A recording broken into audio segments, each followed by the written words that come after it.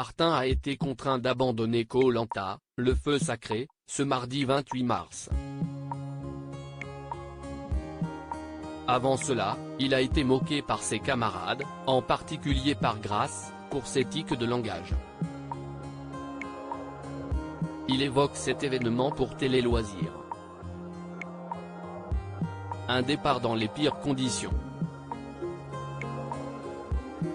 Ce mardi 28 mars, Martin a dû faire son sac et quitter les Philippines dans le 6e épisode de Koh-Lanta, le feu sacré. Après une blessure à la cheville, l'ancien trader devenu fromager en Suisse n'a pas pu continuer à disputer les épreuves et a donc laissé sa place au dernier candidat éliminé, à savoir Rudy. Tout au long de son aventure, le jeune homme de 30 ans a marqué les esprits par ses exploits sportifs, son engagement sur le camp mais aussi par ses tics de langage. Vous remarquerez, hey les gars, hey les gars, hey les gars, prenez une marmite. Mais tais-toi en fait, tais-toi, avait pesté Grace face caméra dans le 4e épisode. Les remarques de Grace dans Koh-Lanta 2023, ce n'est pas la fin du monde assure Martin. Interrogé par Télé Loisirs à l'occasion de son départ du jeu, Martin a accepté de revenir sur cet épisode.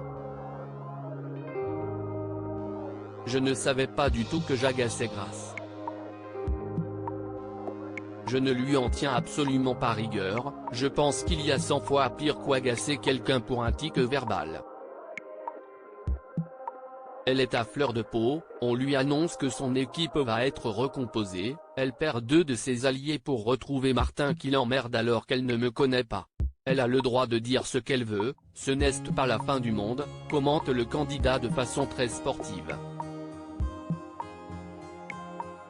Il faut quand même avoir les reins assez solides parce que la diffusion, si est une aventure aussi.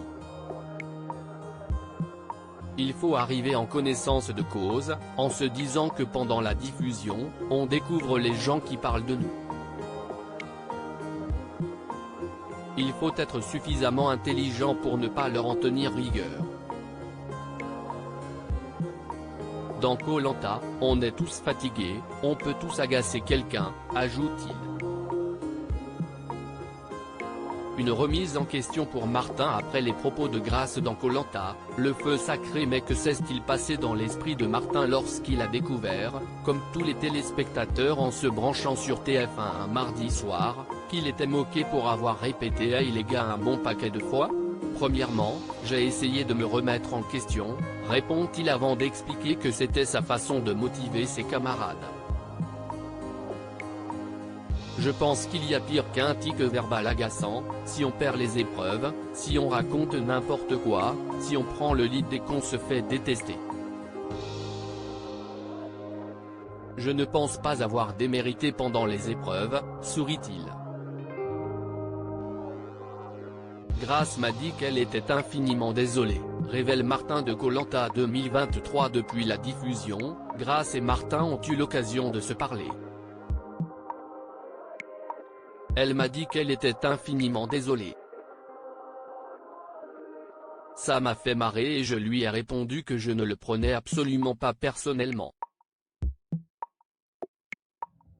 Elle me disait que ma plus belle vengeance, c'était de leur avoir prouvé de quoi j'étais capable sur les épreuves, se souvient-il.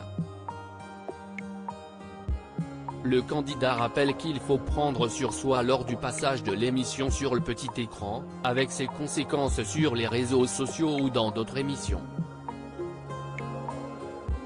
Ce n'est pas facile de vivre la diffusion, de lire les critiques sur les réseaux sociaux, de voir sa tête sur des montages dans TPMP où il se moque de vous alors qu'il montre jamais les moments où vous avez été performant, indique-t-il.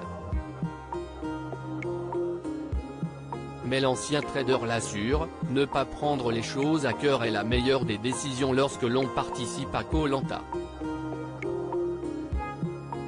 À lire aussi Abandon de Benjamin, Koh-Lanta 2023, ce petit détail qui a beaucoup handicapé l'aventurier.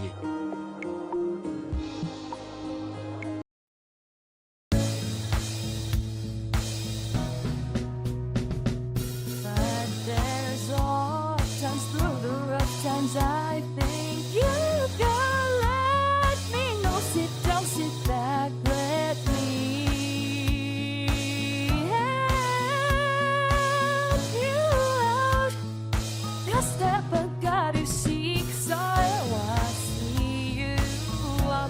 何を